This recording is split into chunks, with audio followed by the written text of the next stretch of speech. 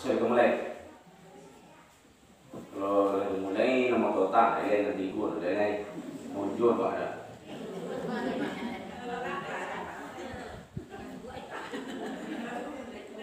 Kota kantuk kan sudah belakangan, suka muka.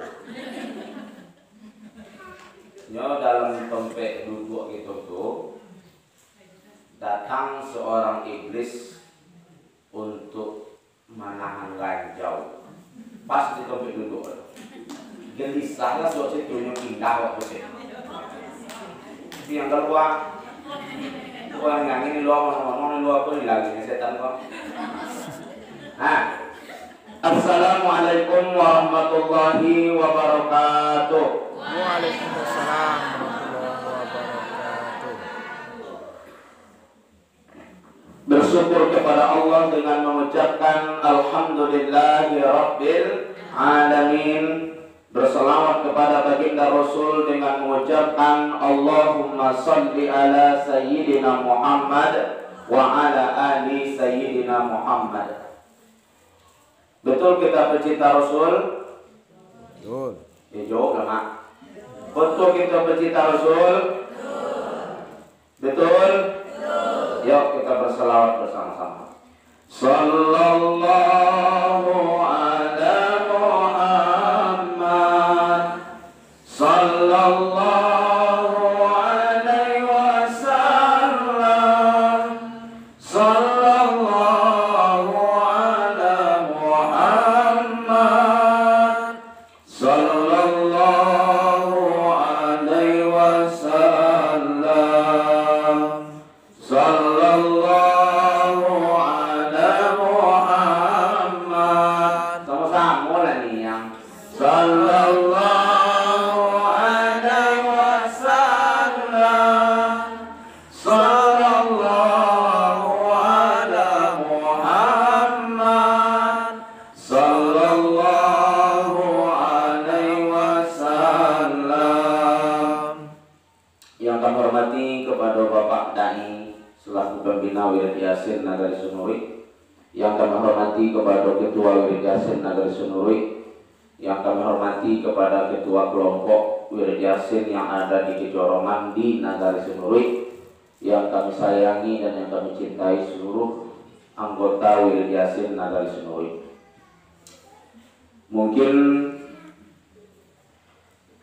dalam kita ceramah Wirid Yasin dari sini ke depan, kita meminta apa yang disebutkan oleh Bapak Afdal tadi.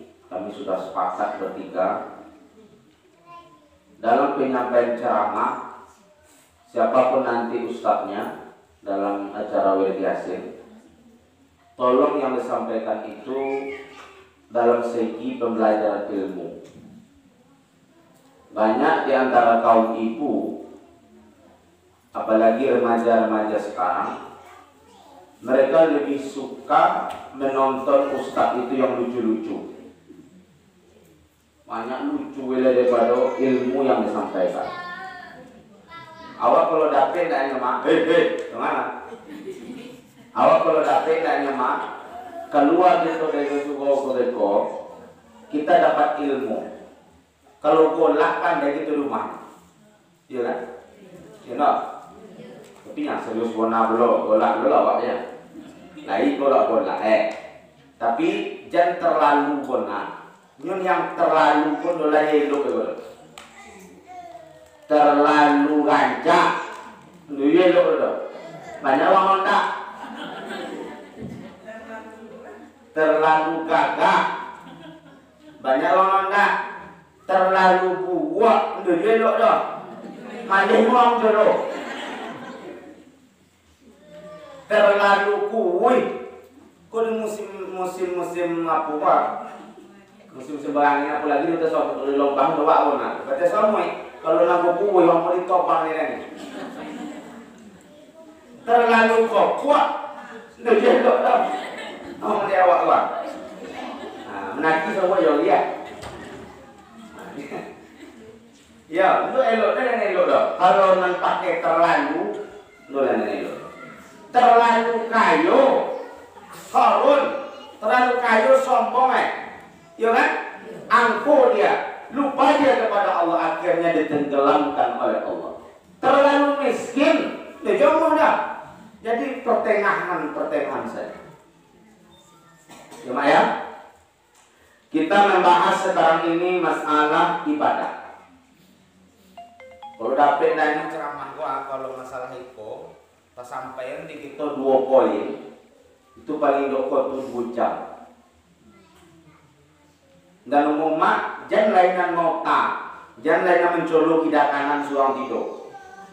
Kalau mencolok tidak kanan dekor, udah paham apa yang kita sampaikan, rugi. Nah, nanti mana nang Indo mengerti, mana nang Indo paham, tolong ditanyakan. Sekarang kita belajar dari masalah wudhu. Apa?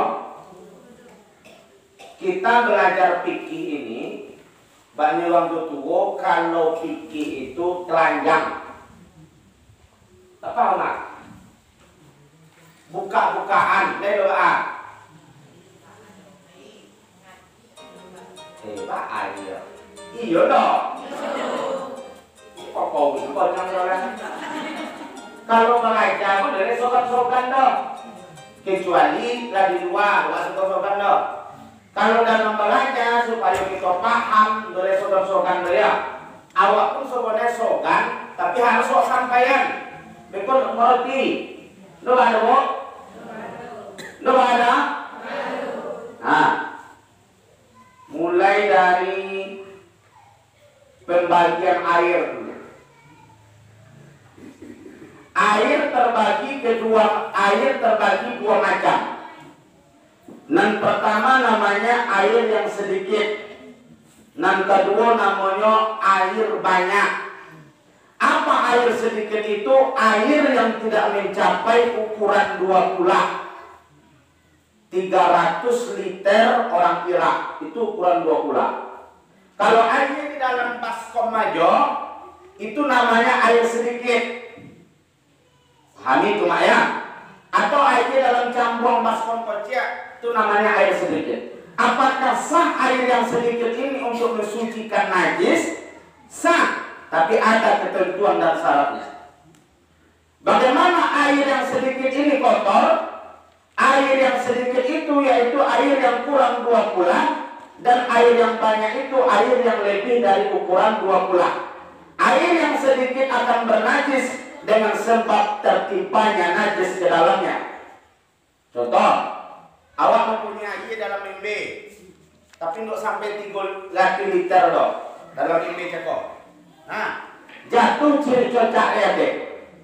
Kalau embe cekok, jatuh ciri cocak karena maka air yang 1 ember ini tidak sah lagi untuk air suci lagi mensucikan. Tidak sah lagi air ini untuk diminum. Tidak sah air bercampur untuk membasuh pinggan. Kalau dipakai untuk membasuh pinggan berarti lengketlah najis itu ke pinggan dan basuh sekor, sama kita menggunakan bejana yang sudah bernajis. Paham sampai situ mak? Boleh air yang dalam ember ini diuduk untuk uduk, tapi dengan syarat jangan sampai bekas uduk awak jatuh atau terpercik ke dalam ember dan besi aja sobok sekor. Awak nak uduk, aja soboknya sekitar 10 liter. Kada untuk uduk cukup. Nah, kada untuk uduk cukup. Awak uduk, ambil air cako jauh-jauh nanti awak, ambil air cako untuk masuk uduk. Jauh-jauh masuk uduk awak 3 kali. Kalau sampai air bekas uduk kita itu jatuh ke dalam air yang sedikit ini, maka air itu menjadi air mustakmal, air yang telah terpakai. Air mustakmal itu bolehnya cuma untuk basuhan yang sunnah. Untuk basuhan yang wajib, tidak lagi wajib untuk membasuh. Tidak lagi bisa. Nah, itu banyak lo nampak awak. Nyaman dua. Ikon bibodang. Atau bak bodang. Ambil dalam kayu. Bercopot nang ke dalam dayung. Berarti kalau kejatuh wudhu ke dalam, maka wudhunya tidak sah. Kalau wudhunya nggak sah, berarti sholatnya tidak sah. Jadi cuma ya semayang.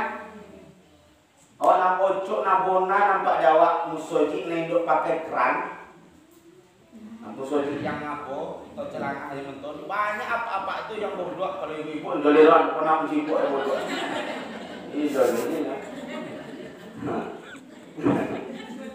Jadi kalau air yang banyak itu boleh. Contoh, awak berdoa di air mengalir. Walaupun air itu sampai 2 pula, tapi airnya mengalir. Contoh air selang seorang punya, air mengalir. Lihat di tangan tuh, boleh. Silakan. Atau air kota.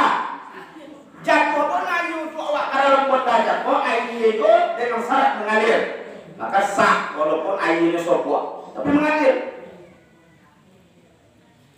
Jangan dulu buat dulu 3 liter dulu berdua di luar masih ambil kau dulu. Nah, untuk masalah air, paham? Kalau airnya mencapai 2 pula, maka jatuhlah satu contoh cocak ke dalam, ciri cocak ke dalam. Atau ciri mancing, nampak dia Wak? Tak jatuh bawah. Tapi airnya lebih dari 2 pula atau 2 pula, maka air yang 2 pula itu tetap suci apabila tidak berubah 3 macam. Yang pertama baunya, yang kedua rasanya, yang ketiga warnanya. Dicolok air bercakap di baunan, lu bau dong. Nah, sudah itu dicololokon tu air macam lu ubah warna aja. Digasona yo, gile coba. Kalau lah masam dia sudah aja dong, itu sah boleh. Paham sampai situ mak? Yang paham-pahamnya, yang tidak paham tanya dulu. Sampai ini, koma apa ini bang?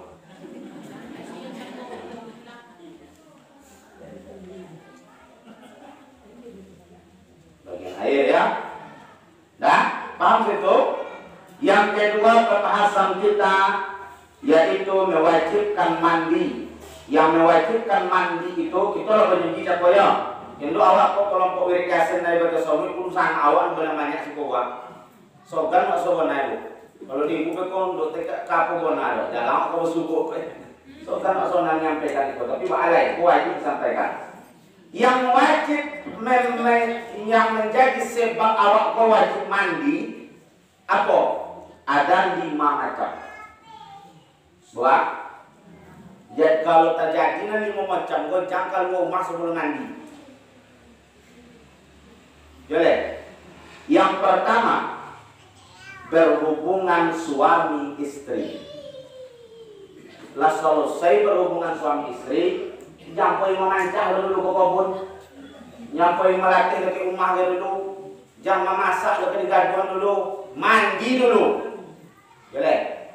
Apabila awak keluar rumah, maka seluruh tumbuh-tumbuhan yang ada di sekitar yang tempat kita pijak itu, batu-batuan, kerikil, rumput, kayu-kayuan, maka semuanya akan melaknat orang yang junub ini. 1. Yang kedua, keluarnya air dari kemaluan laki-laki, air mani maksudnya. Yang ketiga, mati. Kalau mati orang wajib dimandian. Itu nanti kita pelajari dengan pada yang kita pertama. Fardu kifayah mandi kifayah. Yang keempat, keluarnya darah atau haid. Untuk kau perlu doa jual dihen kau mak boleh. Tahu tu mak enggak? Selesai kuruk suci itu wajib mandi. Mandi si kau apa dengan mandi nanti kita jelaskan. Nah, awak sudah haid, maka yang ibu-ibu itu hukumnya wajib mandi. Kapan wajibnya mandi itu? Apakah 7 hari awak haid itu baru mandi?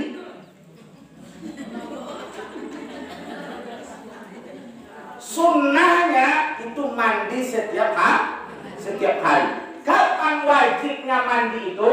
Setelah suci dia dari darah haidnya tadi. Kan boleh orang menyampaikan itu, tapi wajib kesampaian.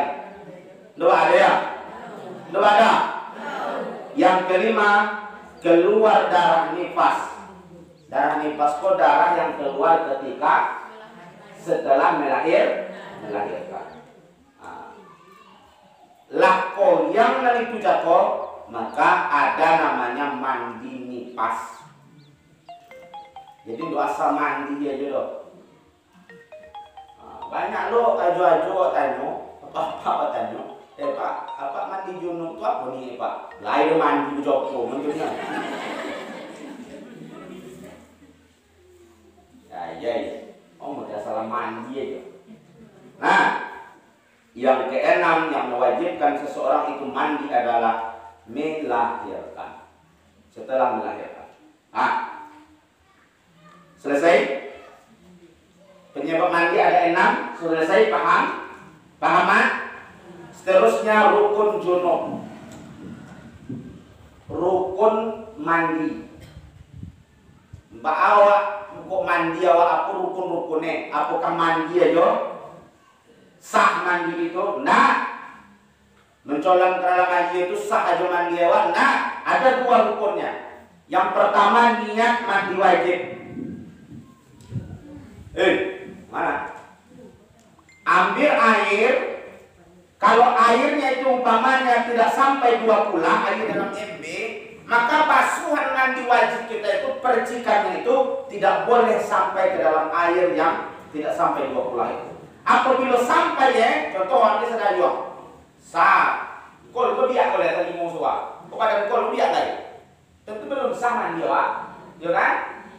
Kadang-kadang juga dia itu dia bekas basuhan wajib itu ke dalam air MB nya pokok. Maka mandinya tidak sah. Apa ini semayang? Wudu dosa, mandi dosa. Kedua berdosa dan dilaknat Allah. Jadi tidak sembarang. Jadi mandi rasa pakai cobu aja, pakai cimpong aja. Dia lemak. Tapi kalau airnya itu sampai 2 kula, pakai kodang, sampai 2 kula airnya, maka boleh basuhannya tadi itu jatuh atau terpercik ke tempat air mandiannya. Nah, yang kedua menyampaikan air ke seluruh tubuh dengan sempurna.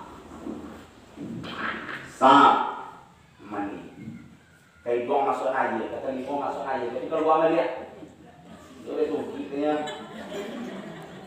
Kayak doang masuk aja keluar melihat dota songku awak gigi digosok, kuku dibersihan. Nah, kalau untuk sampai air ke dalam kuku hitam itu tak kalah bukan kacang di dalam bukan kuku panjang loh, wah kuku hitam loh. Nah, mandi awak itu wajib kuku cakoro. Kalau tidak sah mandinya tidak sah. Berarti kita kena laknat komayo Oke? Paham? Paham tak? Sunnahnya mandi wajib itu apa? Bau doa awak dulu sebelum mandi. Sebelum mandi wajib aku berdoa dulu. Mau mandi awak. Dah, paham sampai situ? Paham? Udah paham bukunya. Paham?